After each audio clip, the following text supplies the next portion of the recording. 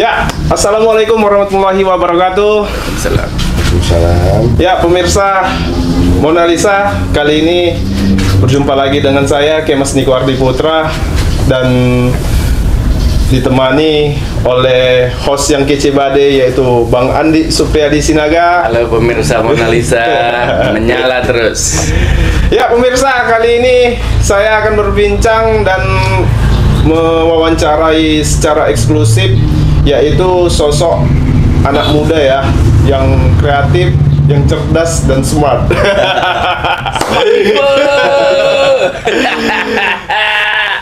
Ya, kali ini pemirsa kita akan bicara tentang bisnis dan peluang kerja ke luar negeri, yang dimana kali ini narasumbernya yaitu Bang Pandi Siregar, yang dimana beliau ini sebentar lagi akan berangkat meninggalkan kota tercinta untuk menuju ke Jerman. Untuk itu pemirsa, langsung saja kita mulai wawancaranya, yaitu kepada Bang Pandi. Halo Bang Pandi. Halo Dek Niko. Kabar gimana kabar? Baik Pak Sinaga. Semangat daerah-daerah Eropa udah tercium ya. Iya, jelas. Bang Pan. Ya. Sambil diseruput lah minumannya, gorengannya ya kan. Iya.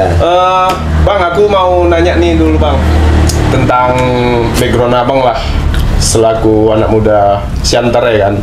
Bisa Bang ceritakan dan perkenalkan diri abang terlebih dahulu Bang. Perkenalkan diri saya, iya kan? Tunjuk tangannya. Saya. Iya. Nama Pandi. Udah nikah. Anak ada 2. Istri masih 1 lah ya. Gak ada mau nambah ini? Enggak lah, cukuplah 1. Belahan jiwa ya. Kalau backgroundnya sekarang, kalau dulu aku pekerja tambang, kuli tambang, sempat juga kerja di manajemen artis di Jakarta. Di tambang ada 2 kali, kemudian terjun ke pendidikan kampus di Batam.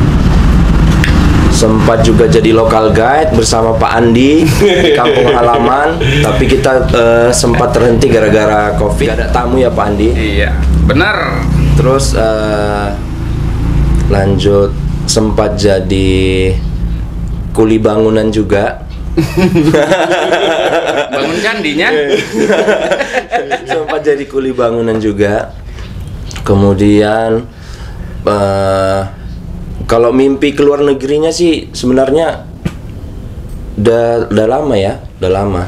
Cuman memang kesempatannya baru sekarang dapat.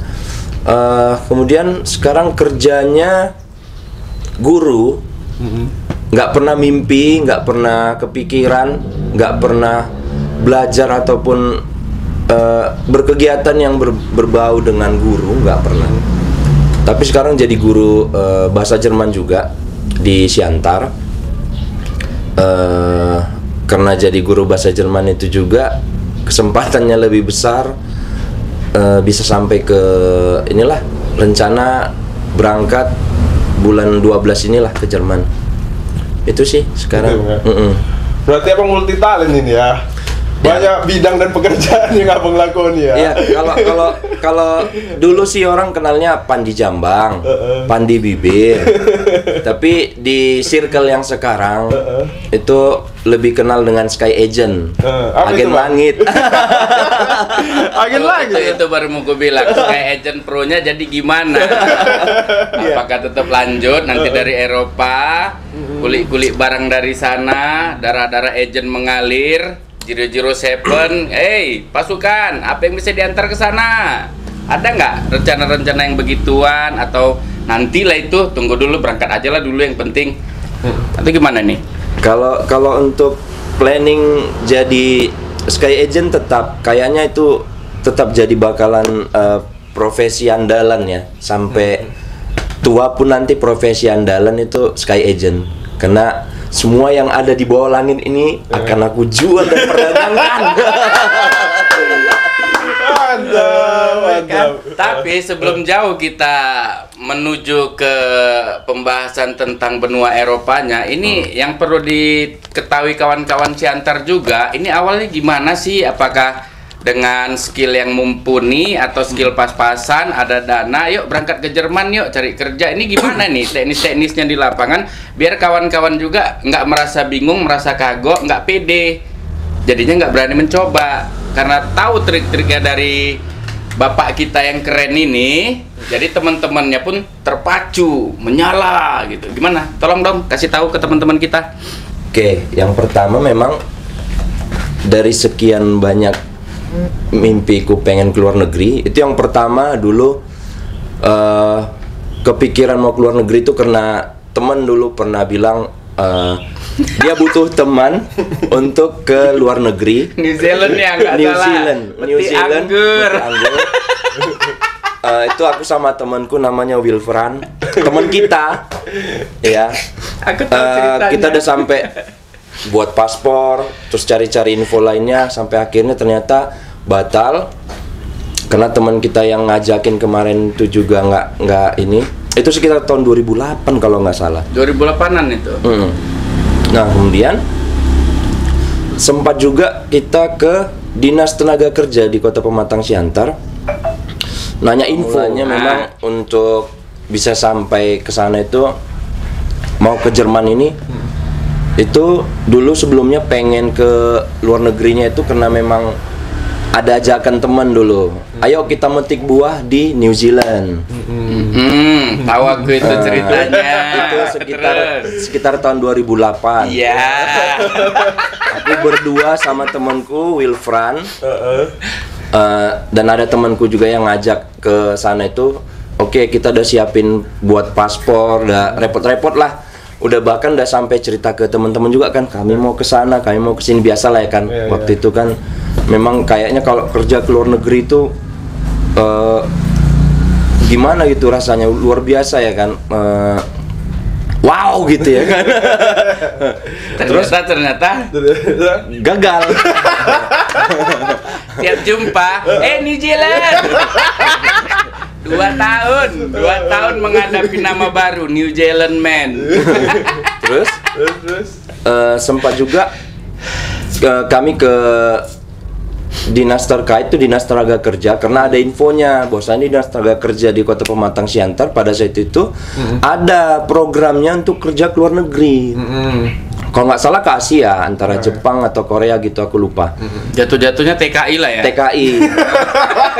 Ya sebenarnya orang yang semua bisa tuh bro. Semua yang keluar negeri itu kan memang dikatakan TKI ya kan. Iya. Itu memang jasanya besar kali tuh.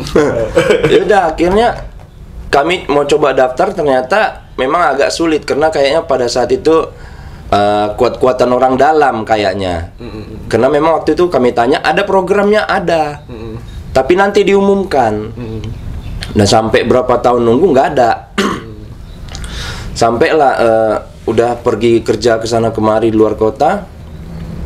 Ada kesempatan juga untuk kerja ke Freeport juga sama. Kan kalau di Freeport gajinya gede tuh, ya kan, bisa puluhan kan. Tapi nasibnya juga sama. Gagalnya gara-gara kurang kuat orang dalam. Oh gitu ya? Iya, karena pada saat itu untuk penerimaan kerja di Freeport itu harus ada persetujuan 7 suku katanya. Ya. Nah, balik lagi ke cerita gimana sampai ke sana itu, sempat juga lagi ditawarin waktu aku di Batam, ada teman kerja aku di sana nawarkan ada project di Thailand. Nah, waktu itu masih bukan yang judi-judi kan? Bukan judi. Itu belum ada marah ya, belum ada hingar-bingarnya judi-judian itu masih belum ada. Bukan. Tawaran yang ke Thailand tuh, lanjut dulu. Itu pure murni ada project, itu di bidang telekomunikasi. Nah, itu kenapa aku tolak? Karena pada waktu itu masih bucin-bucinnya nih sama calon istri, waktu itu kan masih calon istri. Kau nggak boleh keluar negeri, harus sama aku keluar negeri pertama kali. Ya namanya bucin ya kan, ya kita ikutin lah. Oke, gagal. Jadi memang aku sering bikin candaan itu setiap kali orang bilang dari mana, aku selalu bilang dari Jepang. Mau kemana, aku selalu bilang mau ke Jepang. Tapi nggak tahu kenapa nyasarnya bisa jadi ke Jerman. Nah, nyasarnya itu ke Jerman itu waktu aku cari tahu tentang WHV, itu Working Holiday Visa. Itu adanya di Australia. Untuk menuju ke sana itu memang agak mahal, terus juga persyaratannya agak ribet. Terakhir cari-cari ketemu sama saudara yang juga punya saudara kandungnya ada di Jerman. Jadi cerita bahwasanya ada program namanya Ausbildung, Au Pair, BFD atau FV-Shot itu. Nah, itu bisa dijangkau dengan syarat utamanya itu adalah sertifikat bahasa Jerman. Berarti dari situlah asal-muasalnya kau belajar bahasa Jerman hingga lupa diri, lupa anak, lupa istri, lupa juga cari makan.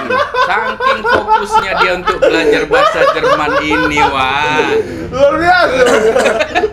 Perjuangan dia dalam mengentaskan bahasa Jerman itu totalitas perlu kita acungi jempol memang. Walaupun banyak yang terkorban ya. Sementara kan Bang di usia Bang ini yang udah cukup tua lah gitu ya kan, otomatis kan untuk belajar itu kan agak sulit Bang. Nah sementara bahasa Jerman ini adalah salah satu pelajaran yang sangat sulit Bang. Gimana ceritanya? Nah itu juga lah yang jadi permasalahannya sebenarnya. Setelah mendengar informasi soal Jerman itu, aku cari informasinya bahkan sampai mau belajar kelas online. Tapi setelah mendengar usia, mereka nggak mau terima, langsung tolak mentah-mentah. Oh gitu? Iya. Nggak tahu apa alasannya, bahkan udah sampai 4 kali mencoba tempat kursus. Yang terakhir aku coba itu ada di Jalan Pane, Kota Pematang Siantar itu. Nolak. Gitu tahu usiaku. Iya. Terakhir cari lagi. Nah, kebetulan ada teman aku yang kerja di kapal pesiar. Dia bilang, dia bantu cariin juga kan. Sekalian aku nyari juga, dan ternyata yang kami cari itu sama. Itu ada Rebecca Call Center di Pematang Siantar. Aku coba WA pertama karena segan mau nelfon kan. Aku WA ownernya. Aku bilang, Bu, aku pengen belajar bahasa Jerman. Usiaku sekian bisa. Langsung dijawab tuh, bisa dek. Langsung ditelepon sama dia. Ditelepon dia, bisa dek, gini segala macam. Dia datang aja ke tempat kursus. Ya udah, langsung aku datangin ke sana.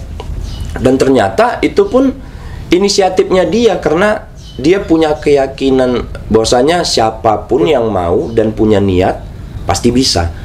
Walaupun sebenarnya waktu masih manajemen dia masih dipegang oleh orang lain, itu nggak boleh juga, nggak dibolehin usia aku itu ini. Makanya setiap kali ownernya dulu datang, aku harus selalu sembunyi-sembunyi nih untuk bisa masuk les. Oh gitu ya Bang. Nah terakhir sampailah setelah dia berdiri sendiri, itu udah 3 tahun ya, sampai sekarang ini udah 3 tahun. Jadi aku juga lesnya putus nyambung karena satu persoalan biaya, kemudian juga pekerjaan lain, dan dapur yang juga harus diisi, yang walaupun kadang terisi kadang enggak. Mampus-mampusan, benar-benar banyak pengorbanan lah untuk belajar bahasa Jerman ini. Yaudah akhirnya bisa, dan coba ujian sampai 3 kali ujian, dan terakhir lulus semua. Itu ada 4 modul. Ada modul Hören, Sprechen, Lesen, sama Schreiben. Itu model maksudnya membaca, menulis, terus mendengar, sama berbicara. Itu 4 modul harus lulus, dan minimal untuk aku yang mau tujuannya nih namanya programnya Ausbildung itu minimal sertifikat bahasanya harus level B1. Terakhir coba kemarin berhasil masuk, diterima di perusahaan sosial, tapi karena ada pembatasan karena banyaknya pengungsi dari daerah perang di Jerman, mereka mau memanfaatkan itu untuk pekerja mereka di sana, jadi dikurangilah jatahnya. Dikurangi jatahnya. Nah akhirnya aku nggak kebagian, harus disuruh menunggu tahun depan katanya. Tahun depan. Nah tapi itulah memang mungkin Tuhan melihat lainnya kan, perjuangannya udah mampus-mampusan berdarah-darah. Dikasih lah bulan lalu, 2 bulan lalu dapatlah masuk kerja di hotel. Itu sebagai Hotel Fahman, atau yang cikal bakalnya bisa jadi manajer hotel, karena semua bidang akan dijalani. Nah, dapatlah kontraknya, masuklah ke proses visa, dan alhamdulillah baru kemarin lah visaku approve. Artinya abang udah menguasai lah bahasa Jerman bang ya?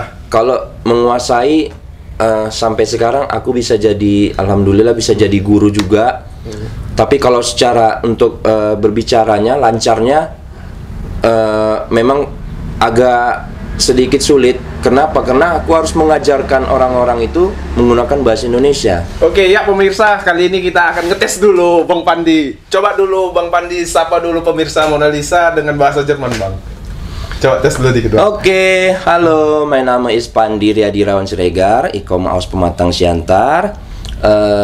Ich bin 37 Jahre alt. Udah segitu aja. Banyak-banyak nanti ke tempat les ya. Tempat les ya. Ini langsung aja ada penasaran sedikit. Kira-kira berapa lama waktu yang dihabiskan untuk pemula yang tidak tahu sama sekali dengan bahasa Jerman ini untuk belajar? Apakah terkejar dengan cita-cita dan impiannya ketika nanti setelah dia belajar untuk mencari pekerjaan di Eropa atau di Jerman? Itu gimana itu? Coba jelasin. Nah, ini pertanyaan yang luar biasa ini, yang sebenarnya memang harus dijelaskan sama orang-orang yang pengen belajar bahasa Jerman. Karena yang pertama, usia itu sebenarnya nggak membatasi ya, kecuali kalian mau melalui agent. Agent selalu menolak itu di bawah di atas usia 30 itu udah ditolak. Rata-rata mesti di bawah umur 30 itu mereka yang mau terima. Nah, tapi di RCC itu atau di Rebecca Coaching Center itu mereka menerima. Kenapa? Karena memang yakin bahwasanya usia itu di Jerman itu tidak ada katanya usia tua untuk bekerja, tidak. Selama kalian mampu, kuat, mau bekerja, rajin bekerja, oke. Eropa welcome aja ya. Iya. Beda dengan kita ya. Iya. Aja berperilaku baik. Benar. Bisa membangun candi. Betul. Siap ditempatkan dimanapun. Ya, itulah kriteria kita. Kalau di Eropa tinggal kemampuan di diri dia aja ya, sanggup Betul. atau enggak main. Betul. Nah, kalau soal waktu juga, waktu lamanya, kalau aku pribadi, aku hampir 3 tahun belajar.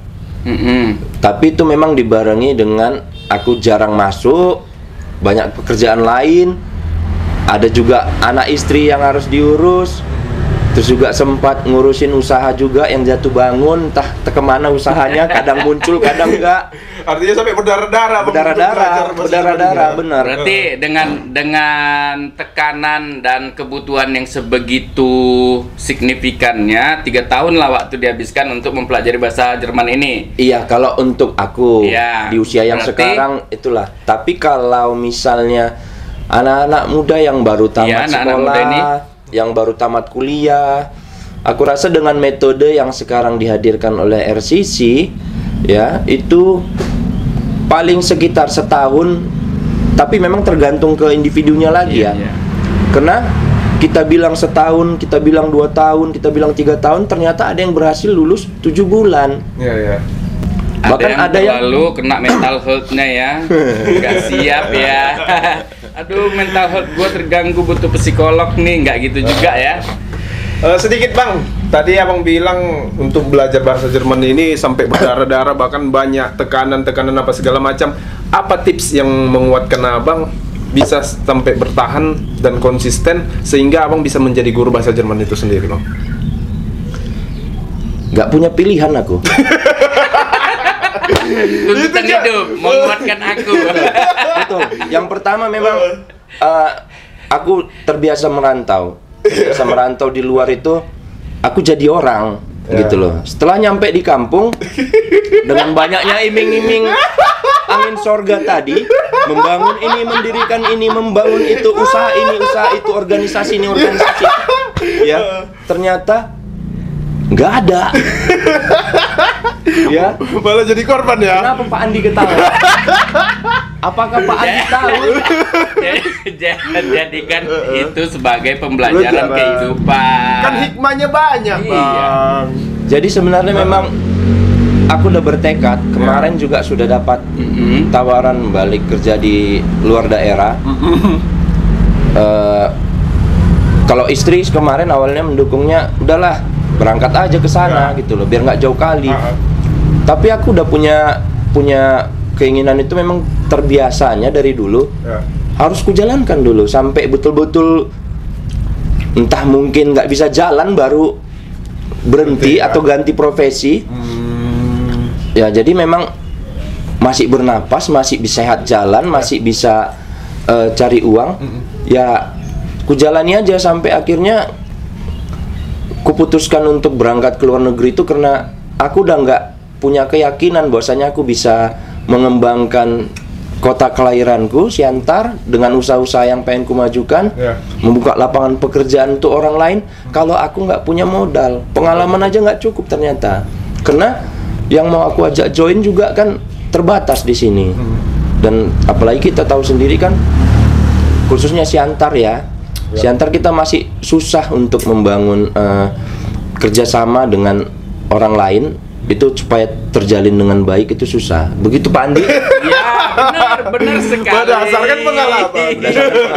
Tapi salah satu yang paling mulia nih ya, sebelum dia berangkat nih, beliau nih sebelum berangkat, dia udah ngewejangin kita nih. Pokoknya berangkat aku ke Jerman, 3 tahun aku berkarya di sana, pulang aku apa yang mau kalian buat tinggal lapor. Sebenarnya nggak nunggu 3 tahun. Itu bukan angin surga kan? Itu bukan. Dia bilang tunggu dulu, dia bilang itulah yang bisa aku buat untuk kalian. Tapi kalian konsisten lah dengan dunia kreatif, industri kreatif. Jangan lagi gontok-gontokan perkara yang nggak jelas-jelas. Betul. Oke, kita tunggu aja ya kan. Oke. Kalau itu kan planning pertama memang 3 tahun itu. Kenapa aku bilang 3 tahun? Karena 3 tahun lah baru selesai aku sekolah di sana. Ya, sekolah dari Ausbildung itu, program itu.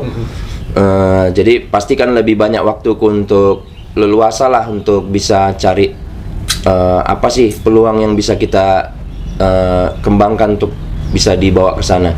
Nah sebenarnya sejak aku mulai berpikir aku bisa bekerja ke luar negeri itu dari tahun yang gagal waktu itu 2008 itu, aku udah kepikiran kita khususnya di Siantar Simalungun ini sangat banyak sumber daya alam yang bisa kita ekspor sebenarnya. Ya banyak. Jadi memang udah lama pikiran itu ada. Nah, tapi baru ini kesempatan itu kayaknya lebih kebuka. Kenapa aku bilang 3 tahun itu? Satu, kemungkinan karena aku juga bisa sambil ngumpulin modal. Kedua, kita bisa sambil pelajari pasar. Yang ketiga ya memang kesiapan kita secara mental kan untuk menjalanin itu kan. Karena memang benar di Siantar ini industri kreatif itu berkembang sangat pesat. Permasalahannya, aku punya karya, punya talent, mau ngadu kemana nggak tahu, mau minjem dana kemana nggak tahu. Jadi dipaksa berdiri di kaki sendiri untuk menciptakan suatu ornamen mahakarya. Ada pula tuntutan kehidupan, jadinya nggak stabil. Nah, mungkin ya dengan cara-cara salah satu kawan kita yang satu ini akan berangkat ke Eropa nanti, membuka jalan untuk teman-teman yang lainnya di daerahnya, di kotanya, di asalnya. Dia tinggal mentransfer aja, baik itu pengalaman, jejaring maupun modal. Itulah fungsinya kita yang selama ini berteman, akan selalu ada sifat-sifat baik yang akan mengalir. Ya nggak Bang ya? Iyalah tentu.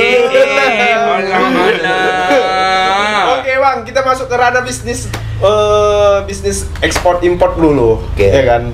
Tadi abang sebelum kita masuk ke sesi wawancara tadi ada bicara tentang sedikit bisnis ke luar negeri. Cuman itu Bang ceritanya Bang? Iya.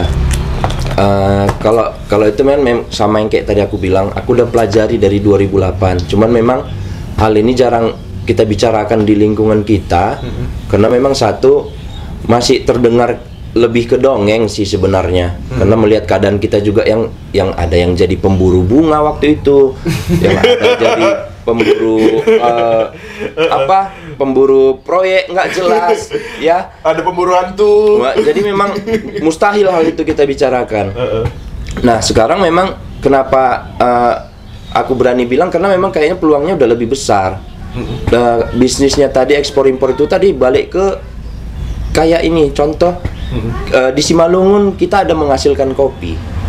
Kopi yang bahkan aku sempat dengar dari petaninya sendiri bahwasanya pernah ada Starbucks itu membagikan bibit untuk petani-petani itu, bahkan sekelas Starbucks berarti kan sudah memperhatikan kualitas kopi dari Simalungun.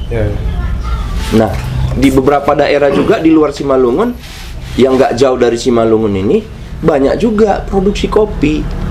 Jadi nggak usah kita bicara muluk-muluk lah, kita kirim bertonton per minggu atau per tahun atau per bulan gitu. Kita bicara langsung door to door. Contoh kafe ke kafe. Konsumsi kopi itu udah seperti makan nasi bagi kita orang Indonesia. Ya bisa sehari bisa 3 kali untuk orang Eropa. Betul. Nah, kopi yang kita hasilkan juga kan lumayan, bahkan terbilang bisa jadi kopi kelas 1 juga. Nah, bayangkan ada berapa banyak kedai kopi atau kafe yang ada di Eropa sana. Di dalam satu kota aja udah terhitung ratusan. Bayangkan kalau kita door to door nih, promosi ke setiap kafe. Nggak usah banyak-banyak ngambil dari satu kafe itu. Dia ngambil berapa kilo aja ini untuk persekian. Kali berapa kafe bisa kita isi. Di situ dulu mulainya. Ya kan? Di situ dulu mulainya. Nah, itu contoh dari satu komoditi, kopi, perkopian. Bahkan setelah kita berkembangnya sekarang sosial media ini, kita sudah melihat juga batang pohon kopi itu laku keras. Tahu. Batang. Nah, terus banyak lagi komoditi lain yang kita punya di Siantar Simalungun ini sama sekitarnya yang bisa kita ekspor. Cuman memang balik lagi ketersediaan waktu sama kemampuan kita komunikasi sebenarnya. Dengan pihak luar itu tadi. Kalau aku menilai sih ya, dari pribadiku ya, kayak kita orang Indonesia ini budaya latahnya tinggi juga sih. Ngelihat apa yang tren, mereka berlomba-lomba menciptakan, tetapi belum mengetahui marketnya di mana, cara mengeluarkannya gimana, sistem jejaringnya bagaimana. Itulah yang kejadian dengan si arang berikan.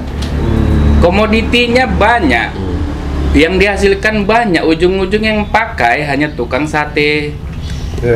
Nggak menutup kos operasional. Nah, ini gimana nih solusi-solusi yang begini ini? Apakah ada solusi dari Bang Pandi ke depannya?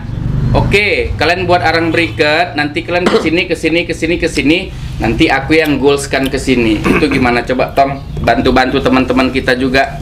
Nah, jadi ada yang namanya persaingan bisnis pasti ada. Jadi itu juga sudah mulai ku pelajari. Jadi persaingan bisnis itu juga jahat sebenarnya, sama kayak monkey bisnis tentang bunga, ikan, apa dan lain-lain itulah. Jadi kalau yang seperti contoh kayak arang tadi tuh, sebenarnya ada oknum, kalau dari yang udah aku cari tahu ya, ada oknum yang memang sengaja menggembor-gemborkan itu sehingga banyak orang memproduksi. Ujung-ujungnya nggak tahu melemparnya kemana. Datanglah tengkulak, membeli murah. Itu yang terjadi banyak di Indonesia. Jadi memang baiknya kalaupun kita ongkos produksinya masih mencukupi untuk bisa disebar di warung-warung, sebenarnya untungnya udah pasti ada, nggak mungkin nggak. Karena jelas orang pun kalau mau beli arang briket dengan arang biasa kan udah pasti beda harganya. Beda harga, beda kan? Ketahanan juga ya. Iya. Nah, kalau dari gimana Pak Andi bilang tadi solusinya ya memang sebelum membuat atau memproduksi itu mungkin lebih ke cari dulu nih siapa nih buyer yang terpercaya nih. Sebenarnya di website banyak tuh, atau di komunitas di Facebook yang untuk ekspor impor, mereka banyak nge-share buyer terpercaya sebenarnya. Asal kita mau rutin mencari pelan-pelan, karena kadang ada buyer fiktif yang dimunculkan hanya untuk mencari data kita aja nih. Apakah perlu andilnya pemerintah setempat untuk mengakomodir teman-teman kita ini agar apa ya, nggak salah jalur, nggak salah jalan juga gitu. Ini mohon Jadi maaf gini, nih ya. konsepnya gini. Jadi gini, si teman-teman kita ini para pelaku industri lah ya, kita katakan, bukan hanya orang berikat, semua ornamen.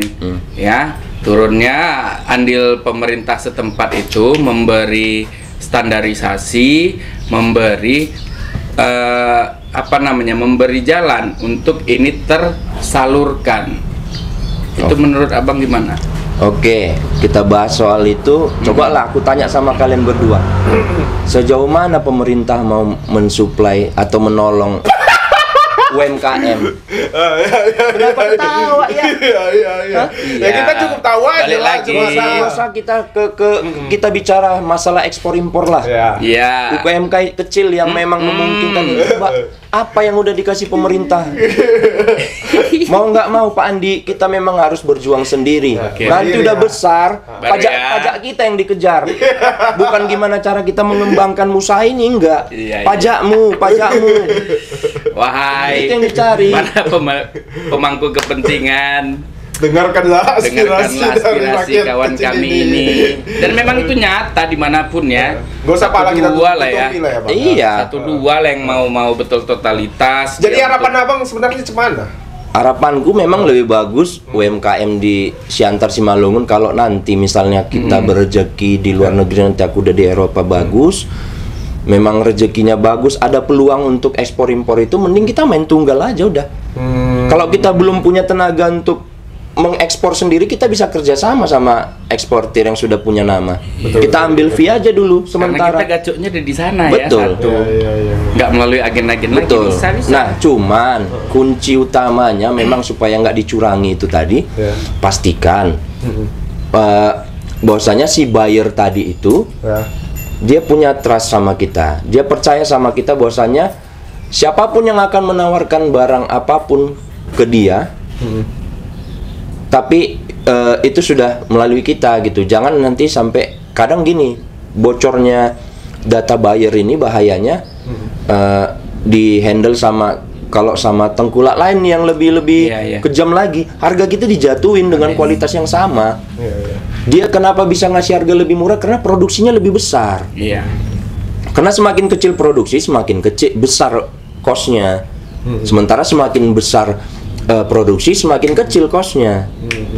Itu sudah hitung-hitungan ininya kan, memang udah seperti itu. Jadi memang ya solusinya udah, kita nggak usah ngarapin pemerintah lah. Ngapain Untuk kita saat ngarapin ini. pemerintah? Pak Andi, dari tahun berapa?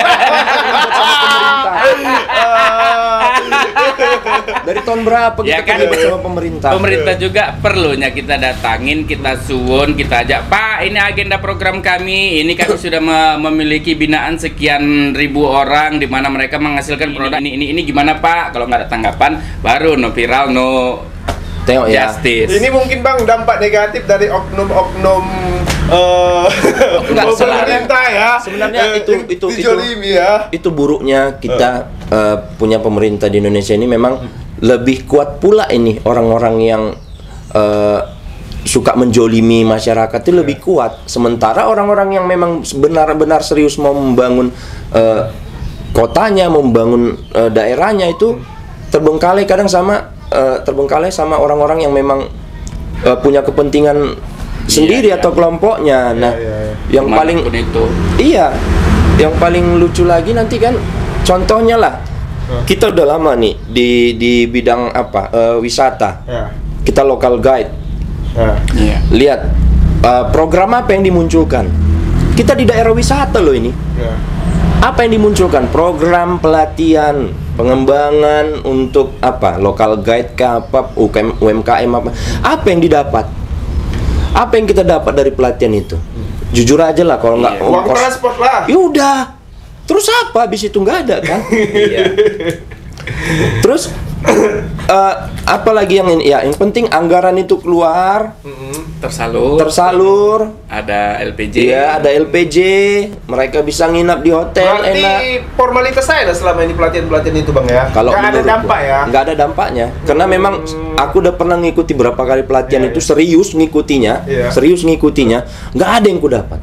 Ada lagi waktu itu terakhir kali ikut pelatihan aku dibilang, oke, kita akan bantu kalian dengan nanti kirimkan email proposal kalian, kita akan bantu bentuk proposalnya yang bagus, kita akan ajukan ke Kementerian Pariwisata. Jangan boro-boro mau dibantu, habis ngirim email dibalas pun enggak. Maksudnya ya, Inomat dibalas terima kasih. Mungkin sudah ini pelatihan angin surga ini enggak Bang? Kayaknya. Aduh. Nah, itu juga yang aku sayangkan sama orang-orang yang sudah bersertifikasi, yang layak jadi asesor untuk bidang-bidang tertentu tadi itu. Mereka jadi pembicara. Sebenarnya mereka bekerja serius menyampaikan pesan-pesannya untuk supaya gimana bisa berkembang. Tapi sayangnya support pemerintah itu memang nggak ada. Ya balik lagi ke diri kita. Memang ya udah, daripada kita repot berurusan sama pemerintah, kenapa nggak kita sendiri aja yang bangun? Iya kan? Betul. Capek kali kita mikiri pemerintah. Padahal kan ya, masuk pintu sini, pintu situ, pintu situ.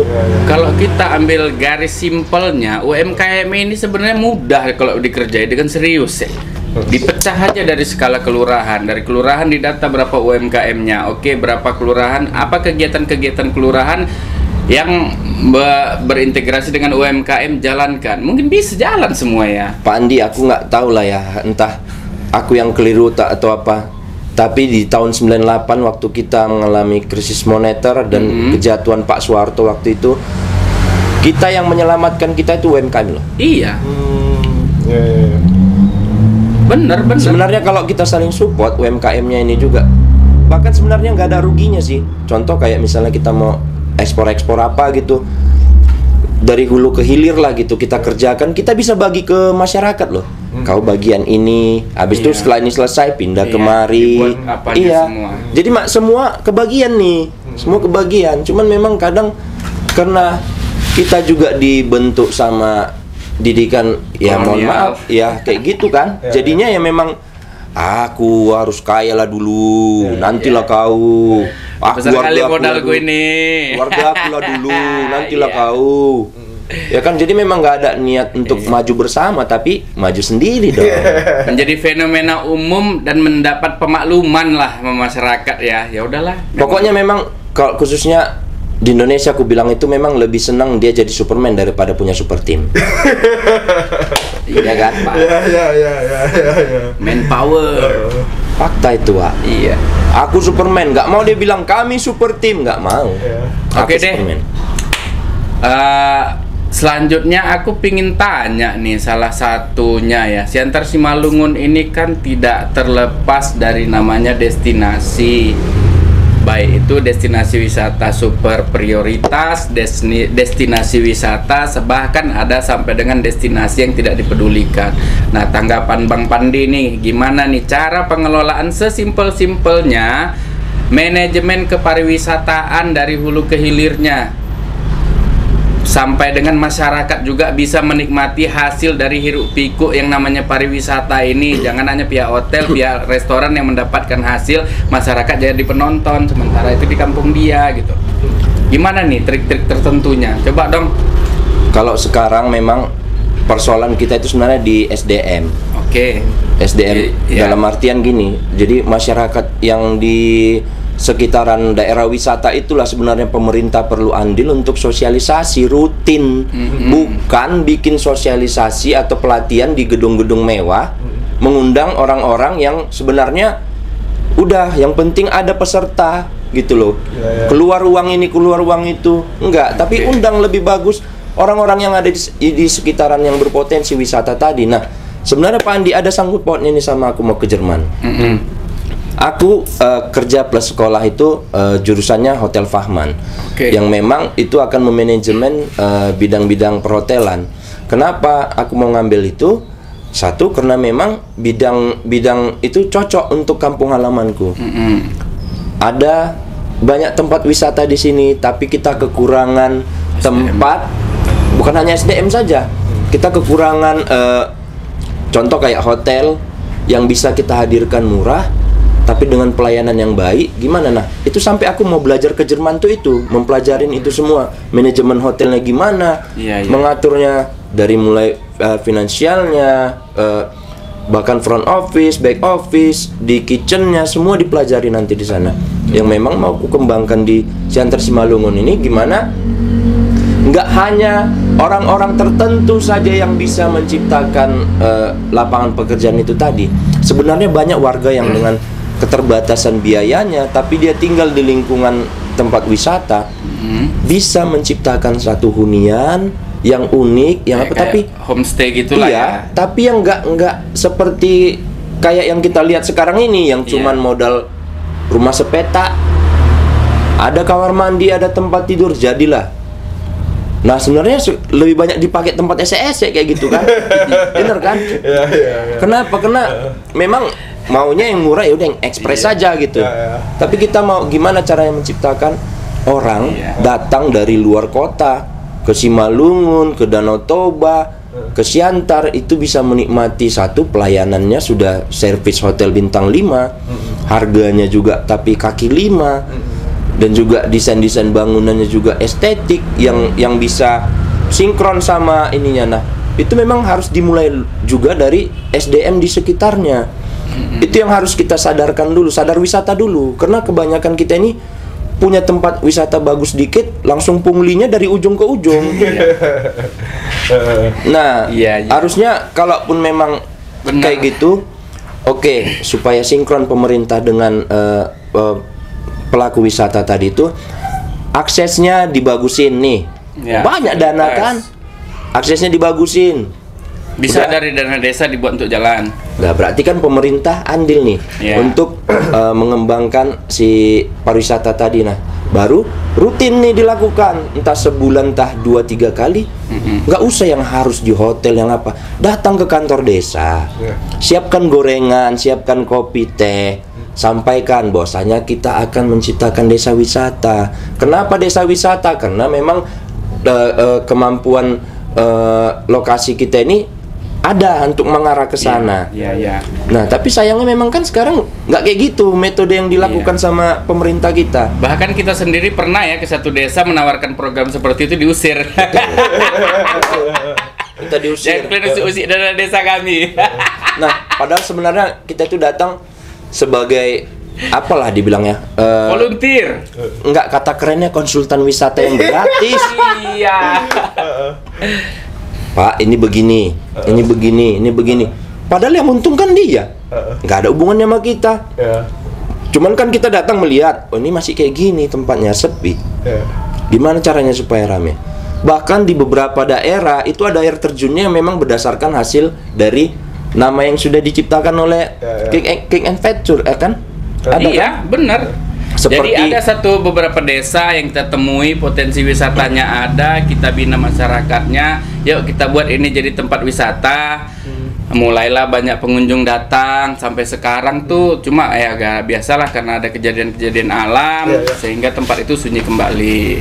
Nah, di situ sebenarnya andil dari pemerintah itu untuk mempatenkan nih. Dan bicara pariwisata, orang abang berdua ini termasuk pelaku pariwisata juga ya? Pro player lah. Tentu dong. Pro player lah. Tapi kita lebih ke apa ya? Lebih ke passion sebenarnya itu. Kalau di situ dia lebih ke passion. Gimana kita bisa berdampak ke masyarakat dari tingkah konyol, tingkah nakal, tingkah lasak kita. Satu kampung berpenghasilan itu terjadi di daerah Tanah Jawa bawah ya. Ya, pemirsa, tadi sudah banyak ya kita bicara dengan Bang Pandi, udah kurang lebih setengah jam ini ya. Untuk itu pemirsa, kita masuk ke closing statement lah, Bang Pandi. Pesan-pesan kepada pemirsa, juga kepada anak-anak muda khususnya nih yang sedang galau mencari jati diri, mencari penghasilan atau gimana, tolong dok motivasi terbaiknya. Oke. Best bro. Ada pernah aku lihat satu quote di sosial media itu yang menceritakan tentang kalau nggak salah petugas dari imigrasi atau dishub gitu ya, dia sampaikan bahwasanya masih muda, masih bertenaga, masih semangat, merantaulah ke luar negeri. Merantau ke luar negeri. Nah, kenapa harus ke luar negeri? Karena di luar negeri kita digaji sebulan bisa terasa kayak 6 bulan di sini. Iya. Ya, terus itu juga membuka kesempatan kita untuk bisa lebih banyak wawasan, lebih banyak kenalan yang bisa kita gunakan nanti sewaktu-waktu kita pulang ke kampung bisa kita kembangkan gitu loh. Nah, jadi untuk kaula muda berangkatlah ke luar negeri. Nah, kalau untuk wisata sendiri, wisata aku balik ke yang tadi aja. Yang tadi, kalau memang pemerintah peduli, ya. Kalau pemerintah peduli lebih bagus daripada kalian menghabiskan dana sampai puluhan juta mengundang narasumber dan lain-lain. Cari memang yang penggiat wisata, ajak ke desa-desa, kumpulkan. Bahwasanya ya memang lakukan di desa-desa ini yang berpotensi wisata tadi itu. Udah modal gorengan, kopi, teh, kalian sampaikan bahwasanya kita akan mengembangkan daerah wisata ini. Gimana caranya? Pelatihan-pelatihan itu untuk menguatkan mental mereka, jangan jadi mental maling gitu loh. Mental peminta mental peminta. Dari ujung sana dikutip banyak-banyak tapi nggak ada berbuat untuk desanya. Habis beras beli apa? Enggak. Habis beras enggak. Berbuat aja dulu. Berbuat yang terbaik. Walaupun ya yang selama ini kami lakukan, kami sudah berbuat tapi nggak di ini, ya udah nggak apa-apa. Sama yang kayak aku bilang tadi, capek kita berharap sama pemerintah, kita berharap sama Tuhan saja. Oke. Ya, udah itu saja paling dari aku. Semoga anak-anak muda yang tadinya pengen keluar negeri nggak usah takut. Nggak punya kemampuan, nggak usah takut, nggak punya skill, karena justru kita di sana sekolah. Ya, di Jerman itu kita sekolah, ada namanya program au pair, ada FSJ, ada BFD sama Ausbildung. Kalian juga bisa kuliah secara gratis di sana. Jadi semuanya bisa kalian lakukan asal ada kemauan. Cuman memang ya punya modal juga di awal untuk belajar ini. Boleh berterima kasih sama pemerintah Simalungun. Karena ini baru terjadi memang. Mau berterima kasih sama Pak Radiapo, ya, karena semenjak beliau menjabat kemarin, sudah ada 2 kali program belajar gratis bahasa Jerman, bahkan sampai berangkat ke Jerman.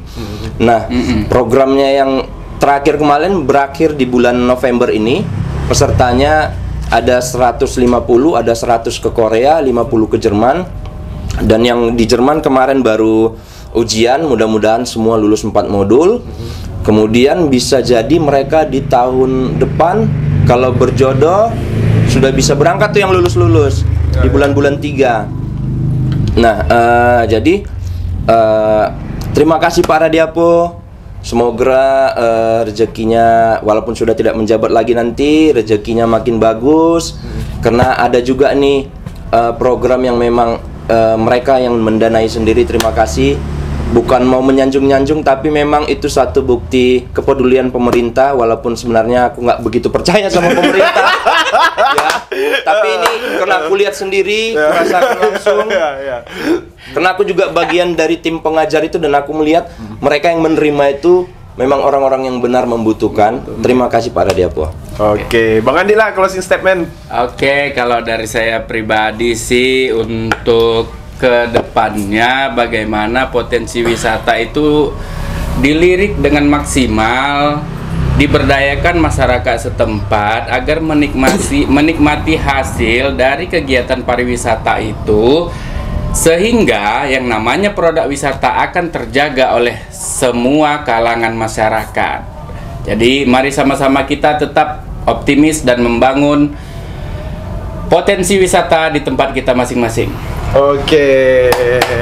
Ya, demikian pemirsa, kali ini wawancara eksklusif kita kepada Bang Pandi Riyadi Siregar. Untuk itu pemirsa, tetap ikuti jejak dan langkah kita masih dalam program 7 Inspirasi untuk Anak Negeri. Assalamualaikum warahmatullahi wabarakatuh. Horas.